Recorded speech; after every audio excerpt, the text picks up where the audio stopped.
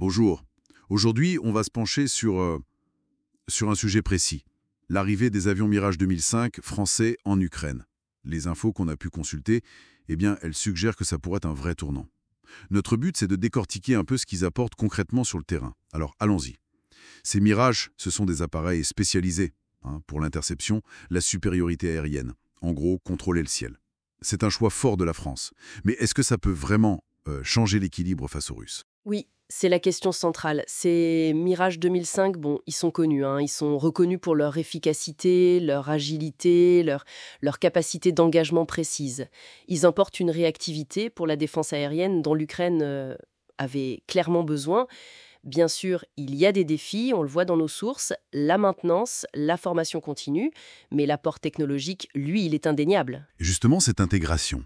Les sources parlent d'une arrivée début 2025, c'est ça? Après une formation poussée en France pour les équipes ukrainiennes. Et apparemment, ils ont été mis à l'épreuve très vite. Ah oui, très vite et de manière assez spectaculaire, le 7 mars 2025. C'est une date clé.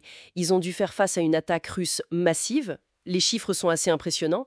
58 missiles balistiques et de croisière et presque 200 drones en même temps. Presque 200 drones et des dizaines de missiles. Oui, une attaque saturante, comme on dit. Le but, c'est de submerger les défenses par le nombre. D'accord. Et comment s'en sont sortis les Mirages, au milieu des autres systèmes de défense ukrainiens? Eh bien, les résultats, pour cette seule journée, ils sont significatifs. On parle de 134 engins interceptés, dont 34 missiles de croisière Kh en 101, qui sont réputés très difficiles à contrer, et une centaine de drones.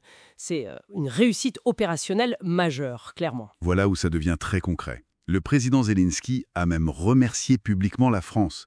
Il a souligné l'efficacité de ses avions. Ce n'est pas juste symbolique, donc. Non, pas du tout. Et techniquement, ça s'explique. Le Mirage 2005, il a ce fameux radar RDY. Nos sources insistent là-dessus. Il peut suivre 24 cibles et surtout en engager 4 en même temps avec les missiles Mika. 4 en même temps? Oui. Et ces missiles ont une portée de 80 km. C'est essentiel face à ces tactiques russes d'attaque saturante pour traiter plusieurs menaces à la fois. Et visiblement, les pilotes formés en France ont su appliquer ça dès leur première mission. Très vite. Impressionnant. Même si on imagine que leur nombre est limité pour l'instant, leur simple présence, ça doit avoir un effet, non? Un effet dissuasif. C'est un point important, oui. Leur présence, ça complique forcément la planification russe. Ils ne font pas que détruire des cibles, ils patrouillent, ils protègent des infrastructures critiques, ils viennent compléter la flotte existante, les F-16, la défense solaire. Ils ajoutent une couche de protection, disons, plus réactive et très performante. C'est une bonne illustration de l'impact du soutien occidental quand il est couplé à une formation efficace. Pour l'instant, leur rôle est avant tout défensif. Mais les sources évoquent aussi les défis, la maintenance, le besoin de formation continue. Est-ce que ça pourrait limiter leur impact sur la durée? Oui, c'est une vraie question soulevée. Maintenir en état de vol des chasseurs, comme ça, loin de leur base habituelle, ça demande un soutien logistique, lourd et constant. Pour le moment, l'accent est mis sur la défense, la protection du ciel ukrainien. C'est là qu'ils excellent.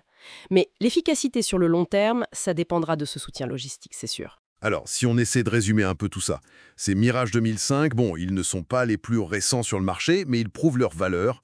C'est un atout très concret pour l'Ukraine, grâce à leur capacité radar, missiles, et puis aussi, il faut le dire, à la compétence des pilotes qui savent s'en servir.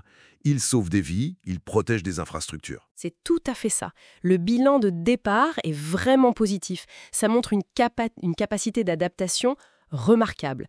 Et ça soulève une question intéressante pour la suite, d'ailleurs, qu'on a vu dans nos sources. Aujourd'hui, sont utilisés en défense aérienne, purement. Mais quel impact ils pourraient avoir si, un jour, ils étaient équipés et autorisés à mener des frappes au sol, contre des cibles russes derrière les lignes? Bon, ça, c'est une autre dimension. Une réflexion à avoir pour comprendre comment ce conflit pourrait encore évoluer.